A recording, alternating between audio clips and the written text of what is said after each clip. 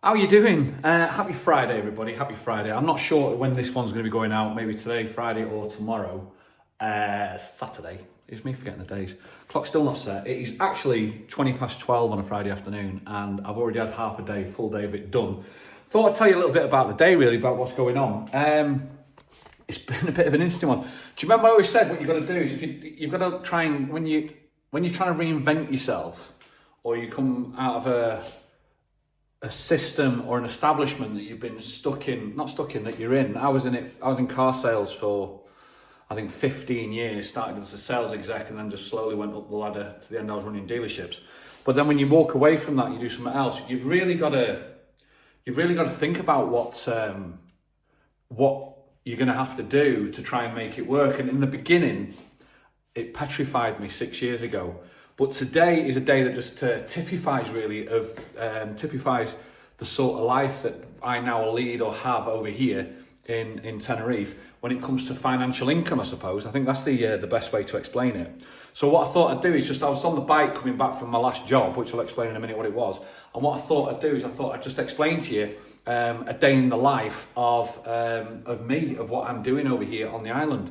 For those of you who might be interested. If you're not, it's absolutely fine, but if you are, I'm going to look back on this in a couple of years' time and go, Christ almighty, did I do all that? It was crazy.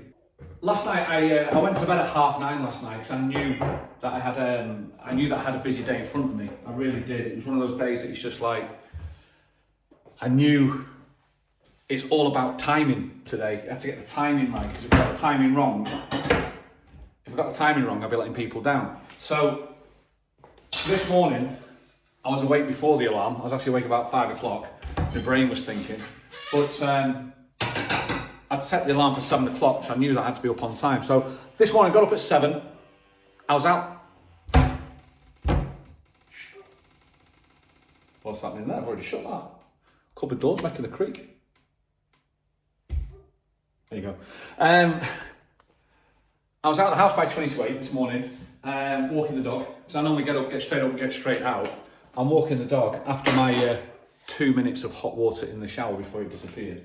On the way back up the track, back into the house, I get a beep behind me of the car horn, and it's the boiler man, Simon, and he's following me up. I gave him all the information, trying to get this sorted before Shelley gets back about the boiler. So I opened the gate, let him in, and said, listen, you've got to crack on. I said, I've got loads of work to do today. It's all about my times, I didn't want to be late. So I actually sat myself down in front of the computer this morning, around about 9 o'clock this morning. One of the first jobs that I have, and you put them away. Put that there. Hang on a minute. Thing is going out. I've got to get the dog. Back in a minute. Sorry about that. I had to let John out. If the dog's on the land, so if he opens the gate, I'm responsible for the dog, I think. I don't think it's people living on there responsible to make sure my dog doesn't run off. If they need to open the gate, it's my responsibility to close it, I believe. That's my view anyway. So anyway, what was it? Oh yeah, I had to do the social media posts. We put social media posts out on a Friday morning because then they can push them out to all their different groups. And you might be aware that I now do the social media for 6 businesses. It's not just bars. I actually do restaurants and a wine shop as well. So these are the sort of things that you can see now. They're the sort of social media things that I've been doing for them. And you have to get them ready, but you've got to get them out on the right time. So I've done the prep for them the night before, and then they're ready to go out for the morning. You just fire them out, and then you can crack on with your day. That was my plan anyway, to crack on with the day with it. So that was the first thing I did. But I've got between 9 and 10:30 to do this. All the while Simon's up on the roof, Simon's in the bathroom checking the shower. He reckons we've got hot water for the next, he poured it on and he timed it for 6.5 minutes before he turned it off. And he went, you've had hot water for 6.5 minutes, Rick. I'm like, Simon, you're the man, Simon. So Shelley's going to come back to some hot water. So I had an hour and a half window to do that, all the while having breakfast, making a coffee for Simon, making sure he's all right, making sure the water's okay, making sure the posts are going out, making sure social media's done.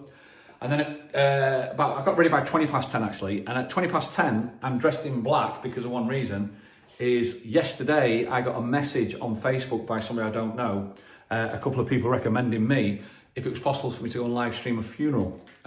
What happens a lot, and this is the reason why I've just come back from here, what happens a lot over here in Tenerife is that if somebody unfortunately passes away, the process of burial or cremation over here is very, very fast due to the heat. People can't get themselves back over here from the UK or over here fast enough to be this time for the funeral.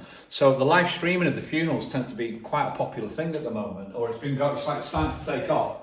Somebody's just put my name forward and said, is there any chance you can do it? And it's like, well, I can fit it in the time slot. So yeah, so I live streamed a funeral today. I turned up there, live streamed it. Those things they're unlisted on YouTube. So even though it's on a channel, on this channel, you won't be able to see it. It's only, we send the link out to the family so they can watch it. So from there, came back, finished about 11:30. No, about 20 to 12 that finished. So on the way back to the house, I went, need dog food. Mercadona, got the dog food. Little bits and bobs, and that's brought me back to the house of where I'm at this moment in time. Dog can hear the dog food. You heard the dog food, didn't you? See that? He knows it. You heard that, didn't you? I've got to feed him now as well. That's the next thing I'm going to do. In fact, I'll feed him now. Does your dog spoil as ours? Ours has fresh chicken, rice, and dog food all mixed in together. Should we get you some food, mate? Thanks to the big batteries on the roof, we've got the outside freezer on, which means now we can actually have the rice for the dog. So let's get the microwave plugged in. There we go.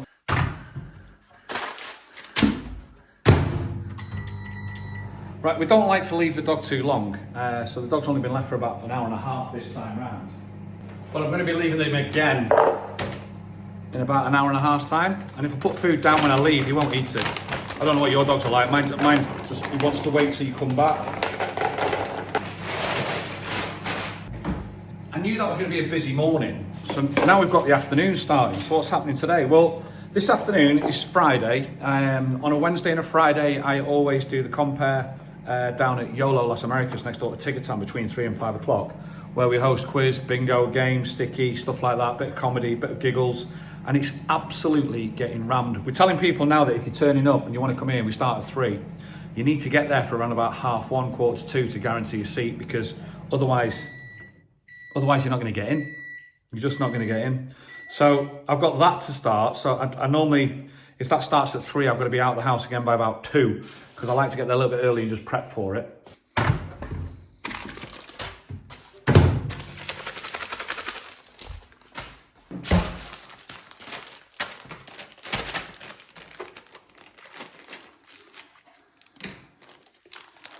But that's normally a really, really popular day. YOLO. I'm really enjoying myself down there because I can be myself. The bar's now, I've been doing it about 7-8 months. They know who I am, they know what to expect. So we also have a little bit of a laugh with the staff and stuff. They're really, really friendly people. Yeah, mate, let's get you fed. Should we get you fed? Yeah, what's this? Hey, enjoy. Bella's just chilling out. She always wants feeding normally all the time. So that goes on from 3 o'clock till 5 o'clock. That'll take me through the whole of the afternoon. And then I've got to race it back again. I've got to race back, get back for about 5:30.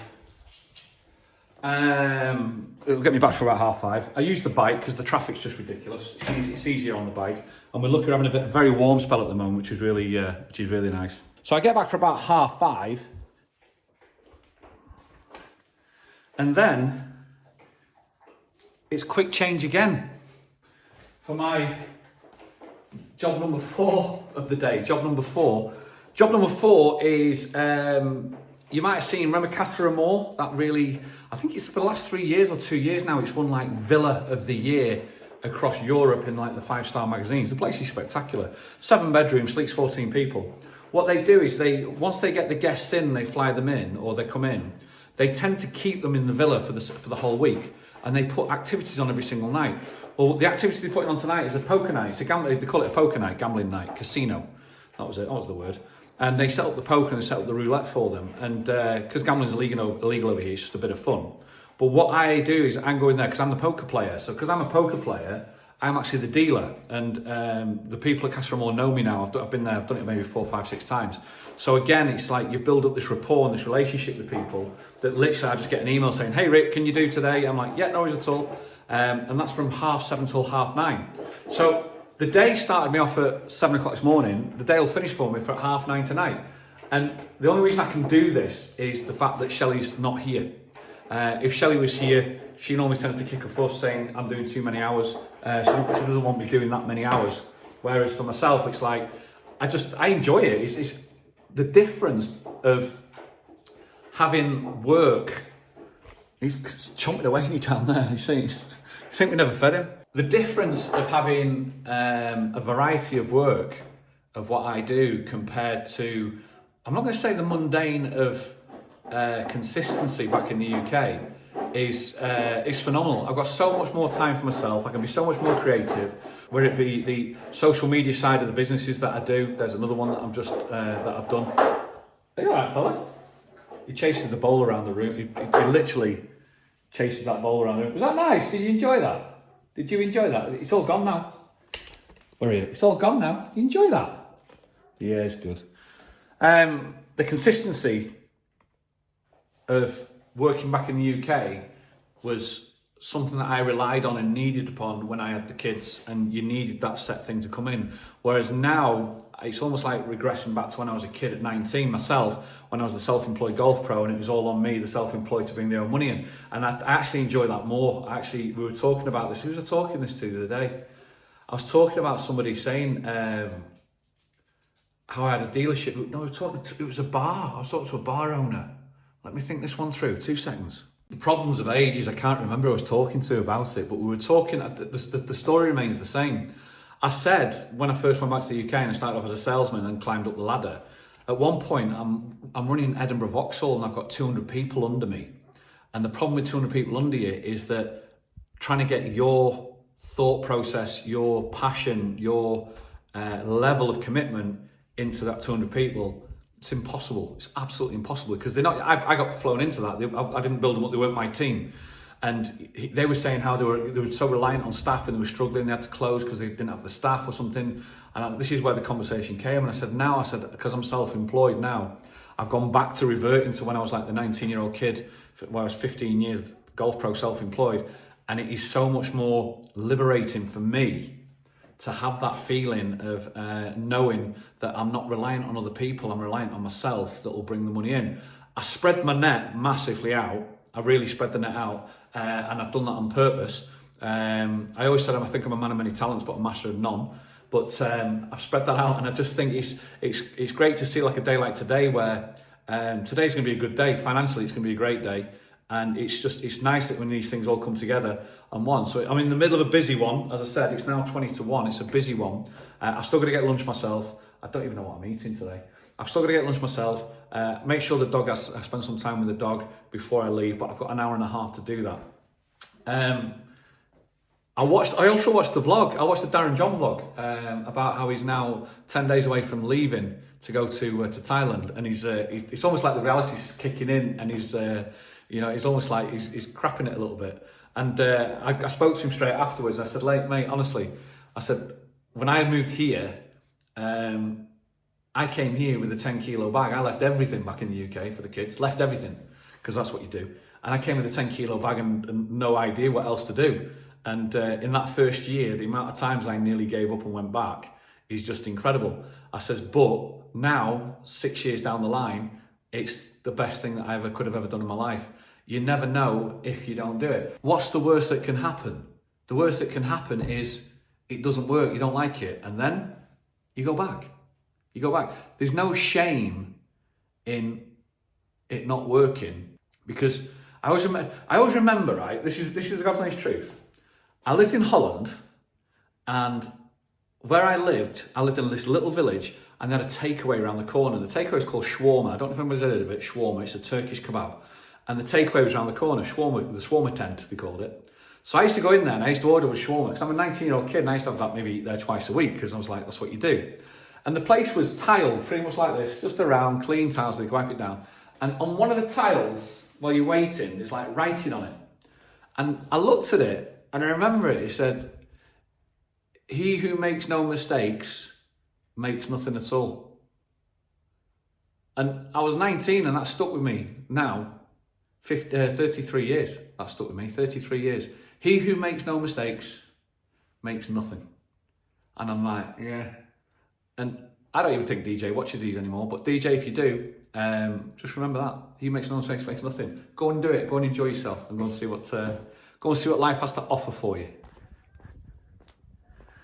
So this, I think the terrace is done for the winter, because the storms just keep kicking up and stuff like that. This, in essence, is just a video of a happy Friday video. I'll most probably end up editing this while I'm making my lunch or eating my lunch, because I don't tend to sit still. But some days are good days, you know what I mean? You've got to appreciate the good days, because if a bad day comes along, you need to savour these days. That's what I think anyway. So if you're watching it and it's Friday night, I've managed to get out. If you like the content, if you like the chat, do us a favour, think about subscribing to us. It means the world to me, actually. It'd be nice, and I'd really appreciate it. And there's more of this to come. Hopefully it's some of them will be deep, some of them will be shallow, some will be happy, some will be sad, but this is us. So this is what we do. I've now lost my dog. I don't even know where he is. Rollo, there he is. He always turns up. Hey mate, what are you doing? From me, from Rolo, have a great weekend. I'll see you on the next one. Cheers guys, all the best. Ta-da.